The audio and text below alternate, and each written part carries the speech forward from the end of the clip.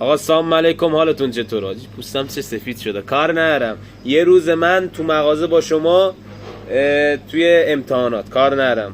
اکسپرسو رو بریم بالا. با چای طعمش زیاد خوب نمیشه ولی خب حاجی کلی بار ریخته سرم، بریم با هم بارا رو بچینیم. آقا این وضع مغازه، صبح اومدیم بعد امتحان اومدم مغازه، بعد مدت ها روغن اومده.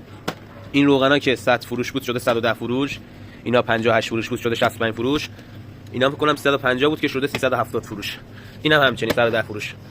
رامصب روغنو دیگه سهمیه بندی کردم، بیشتر از 3-4 تا نمیدن. این بالا باید بچینم، اینم گذاشتیم واسه اینجا که وقتی برق میره اینو روشن میکنیم. آره بعد وقتی دیگه ساعت 5 تا 8 اینجا برق میره، کلا اینجا تاریکه، با این کلا چیز میکنیم. کار ندارم، بریم سراغ بالا.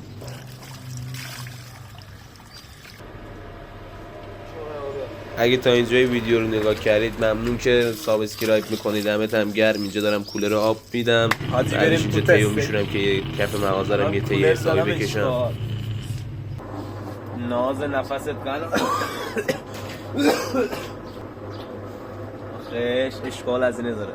آقا کار نرم، این روغنا رو هم چیدم خوشگل و مشکل. اون چیه تو دوربین؟ این کی همه جذابه؟ خدا جذابه، خدا نه با کار نرم.